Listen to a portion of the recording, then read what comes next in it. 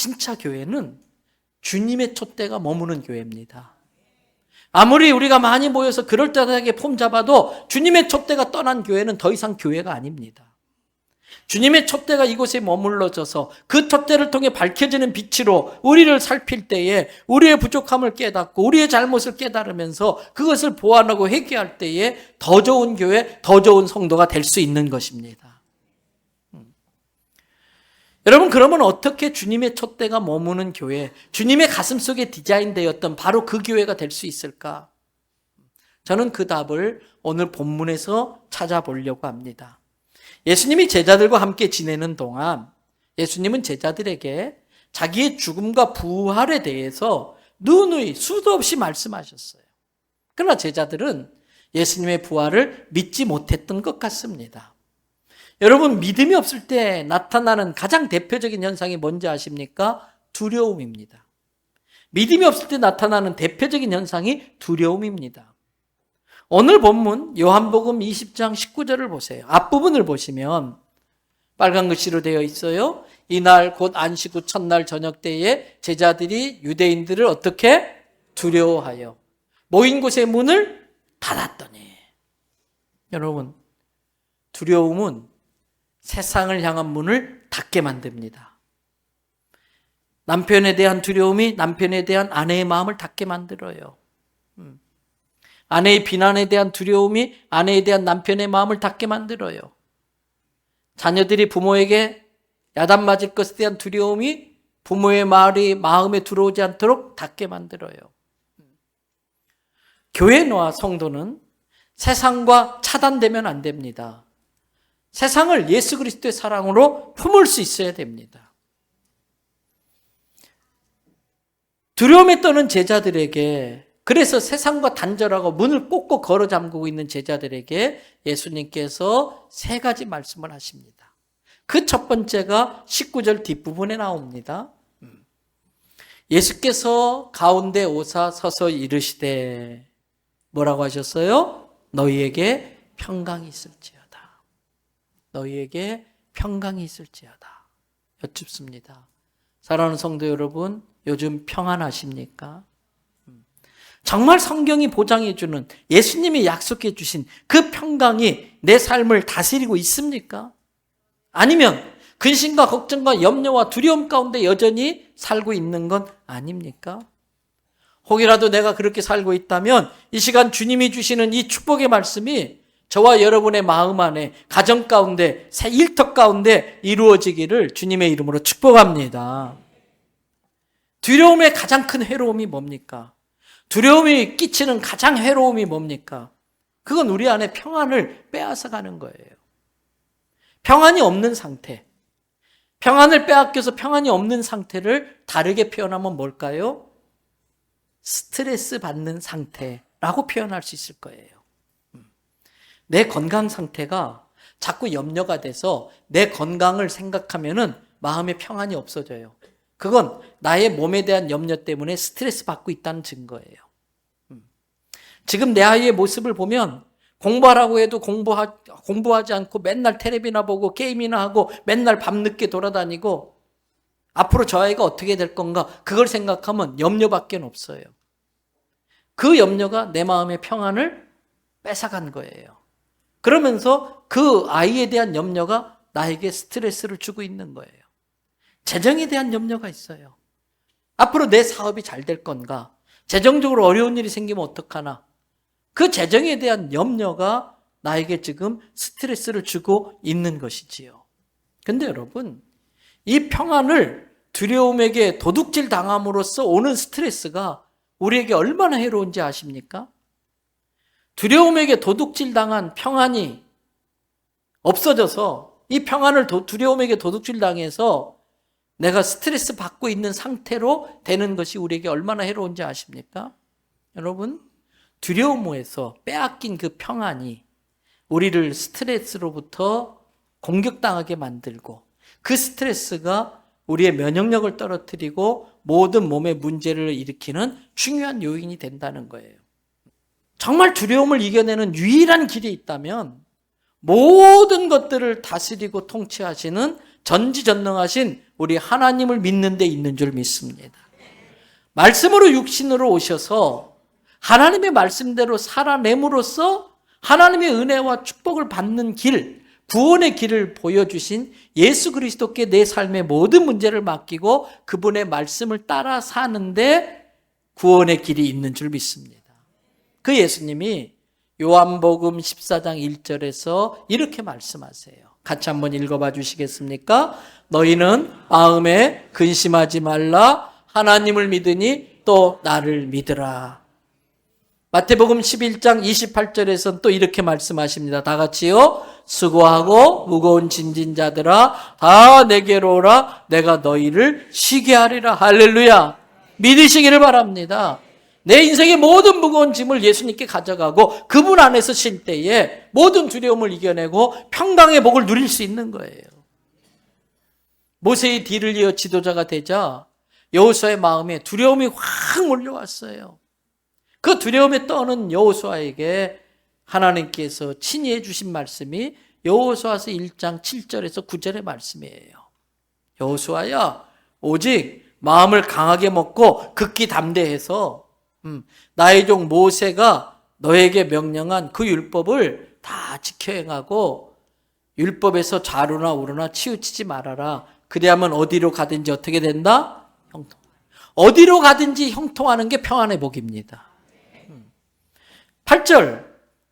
그렇게 되기 위해서 하나님의 말씀 율법책을 내 입에서 떠나지 말게 하고 밤낮으로 그것을 묵상하며 그 안에 기록된 대로 지켜 행해라. 그러면 내 길이 어떻게 된다? 평탄하게 될 것이요 내가 형통하리라.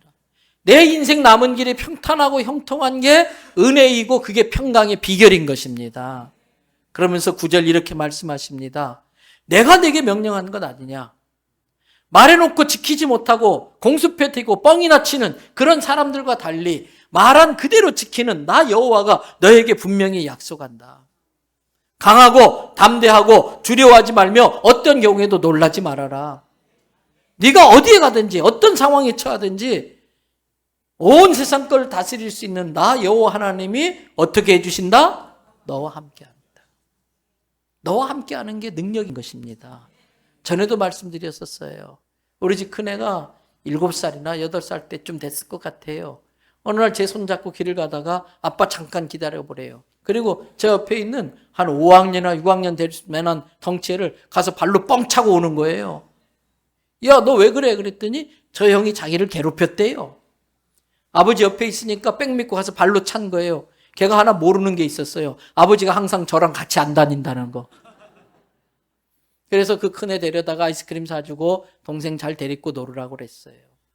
나는 내 자식 지켜줄 수 없어요. 나는 내 자식과 함께 할 수 없어요. 그러나 하나님은 함께 하십니다. 언제나 어디서나 우리와 함께 하시는 겁니다. 그거 약속하시는 거예요. 그 부활하신 주님이 두려움에 떠는 제자들에게 해주신 첫 번째 말씀, 이 시간에 우리에게도 해주시는 말씀이에요. 너희에게 평강이 있을지어다. 그 부활의 주님을 통해서 평강을 축복받은 제자들의 변화된 모습이 오늘 본문인 20절 뒷부분에 나와요. 말씀을 하시고 손과 옆구리를 보이시니 제자들이 주를 보고 어떠하더라? 기뻐하더라. 기뻐하더라. 여러분 따라합시다. 항상 기뻐하라. 쉬지 말고 기도해라. 범사에 감사하자. 정말 주님을 믿는 사람은 평강의 복을 누리고 기쁨을 누리는 것입니다. 이미 주님이 주신 평강, 이미 주신 건 내가 믿음으로 취하면 됩니다. 지금 내가 처한 상황이 어떠하든지 주님을 믿는 믿음으로 평강의 복을 내 것으로 취하면 되는 겁니다. 내가 믿음으로 기뻐하기로 결심하면 되는 겁니다. 기쁨은 절대 자동이 아니에요. 오토메이션이 아니에요. 믿음으로 기뻐하기로 결심할 때에 슬픔과 근심은 사라지고 두려움은 사라지고 기쁨과 평안이 내 안에 임하는 걸 믿으시기 바랍니다. 부활하신 주님이 두 번째 해주신 말씀이 21절이에요. 예수께서 또 이르시되 너희에게 평강이 있을지어다. 아버지께서 나를 보내신 것 같이 나도 너희를 보내노라. 이걸 다른 말로 사명을 주신다라고 표현할 수 있어요. 너희가 먼저 하나님의 특별한 은총으로 너희가 잘난 것도 없고 뭔가 공을 세운 것도 아닌데 먼저 예수님에 대해서 듣고 예수님을 믿고 구원받는 복을 받았으니 이제는 너희도 가라는 거예요. 하늘 아버지께서 나를 너희에게 이 복된 소식을 전해서 구원받을 수 있는 길을 가르쳐 주도록 보낸 것처럼 너희도 먼저 하나님께 받은 그 은혜를 감사하면서 이 구원의 소식을 전하러 가라는 겁니다. 그런데 여러분, 보낸다고 하는, 내가 너희를 보낸다라고 하는 이 말씀 바로 앞에 분명히 20절에서 너에게 평강이 있을지어다 말씀하셨음에도 불구하고 또 반복해서 평강이 있을지어다라고 말씀하세요. 무슨 의미일까요? 진정한 평강은 사명을 감당하는 데서 온다는 걸 알려주시기 위해서예요. 너에게 평강이 있을지어다. 이 평강은 너희가 내가 주는 사명을 감당할 때 온다는 겁니다. 근심 걱정 없는 상태가 행복한 상태가 아닙니다. 근심 걱정 없는 상태가 계속해서 지속되면, 쭉 지속되면 그건 무료함입니다. 그건 지루함입니다. 지루한 것처럼 끔찍한 게 없습니다. 내 인생이 지루하고 무료해지면 악한 것들이 틈탑니다. 내가 물질이 많아서 사업에 성공해서 앞으로 아무 걱정 없이 살아갈 수 있게 되었다 할지라도 주님이 내게 주신 사명을 깨닫지 못하고 그 사명을 위해 사는 인생이 아니면 인생은 사는 가치가 없습니다. 인생 사는 맛이 없습니다. 참된 보람이 없고요. 기쁨이 없는 것입니다. 비록 몸이 고달프지만, 몸이 피곤할 수 있지만 한 영혼이라도 더 구원해서 천국을 누리며 살다가 영원한 하늘나라로 갈 수 있도록 인도하는 그 사명을 감당하며 사는 인생이 가장 행복한 인생인 거예요. 가장 행복한 인생인 거예요. 그래서 오늘처럼 이렇게 습기가 많고 눅눅하고 더운 날에도 주방에서, 그 습기 찬 주방에서 음식을 준비하고 또 설거지를 하고, 내가 주님을 위해서 할 수 있는 게 많지 않은데 이거라도 해서 주님의 교회가 더 행복하고 건강해지게 만들겠다고 사명 감당하고, 때로는 전도하다가 미쳤다는 소리도 들을 수 있고 모욕을 당하고 멸시를 당해도 내가 이렇게 전할 때 한 명이라도 복음을 듣고 구원받을 수 있다면 나 이 일을 하겠다. 그 사명 감당하며 사는 인생이 가장 행복한 인생이에요. 여러분, 돈이 복음을 전하는데 많은 작용을 합니다. 큰 유익이 있습니다. 때문에 돈 벌려고 하는 거예요. 많이 벌려고 하는 이유가 돈이 복음을 전하는데 많이 도움이 되니까. 우리 아이들 공부하는 이유가 혼자 성공해서 잘 먹고 잘 살려고 하는 게 아니라 아무리 성공해도 사명 없는 인생은 아이를 지루하게 만들어요. 지루한 인생은 엉뚱한 데 눈 돌리고요. 딴짓하고 잘못된 길로 빠지는 거예요. 그 아이가 하나님의 영광을 위해서 선한 영향력을 끼칠 수 있는 자리에 올라가기 위해서 열심히 공부할 수 있도록 사명을 품게 만들어 주셔야 된다는 거예요. 이 시간 여쭙습니다. 나의 사명은 무엇인가? 나는 내 인생을 어떤 목적을 위해 사는가? 그리고 그 사명을 위해 나는 얼마나 열심히 살고 있는가? 이 주님이 주시는 사명에 인생을 걸어 보시기를 바랍니다. 그럴 때 삶은 살만한 삶이 되고 가장 행복해질 수 있는 것입니다. 주님은 우리에게 사명을 주시되 사명과 함께 권세도 같이 주세요. 먼저 주신 사명이 뭔지 한 번 더 확인합니다. 마태복음 28장 19절 20절입니다. 다 같이 읽습니다. 그러므로 너희는 가서 모든 민족을 제자로 삼아 아버지와 아들과 성령의 이름으로 세례를 베풀고 20절 내가 너희에게 분부한 모든 것을 가르쳐 지키게 하라. 볼지어다 내가 세상 끝날까지 너희와 항상 함께 있으리라. 사명을 감당하는 자에게 세상 끝날까지 어떻게 하신다? 함께 해주신다. 함께 해주실 때 내게 권세가 있고 능력이 있는 거예요.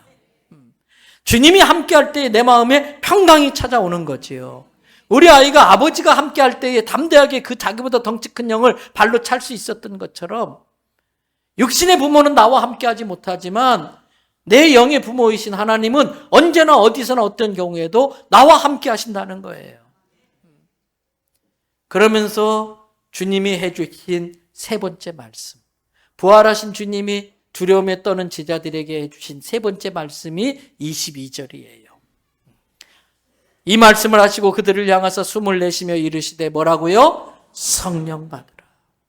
우리가 사명을 인생의 비전으로 삼고 살기로 결단하면 주님이 주시는 선물이 성령님이십니다. 우리가 감당하는 사명의 영역은 영적인 영역입니다. 영적인 일은 예수님의 영인 성령의 도움이 없이는 절대 감당할 수 없습니다. 그래서 예수님께서 사명을 위해 살려는 자에게 도우시는 영, 성령을 선물로 주시는 겁니다. 그 성령이 하는 일이 뭔가? 요한복음 14장 26절을 보세요. 보혜사, 한글 한자로 보혜사, 보조한다, 혜택을 준다. 영어로는 더 헬퍼. 보혜사, 곧 아버지께서 내 이름으로 보내실 성령, 그가 너희에게 그 상황에서 무엇이 진리이고 무엇이 옳은 길이고 너에게 정말 유익한 게 무엇인지를 판단할 수 있도록 모든 걸 가르쳐 주시고, 내가 너희에게 말한 참 진리를, 내가 너희에게 가르쳐 준 참 진리가 너희에게 생각나게 해 주시는 것, 이게 성령이 하시는 일이에요. 그래서 그 주님의 말씀으로 내 모든 상황을 돌파하며 해결할 수 있도록 도우시는 분이 성령님이세요.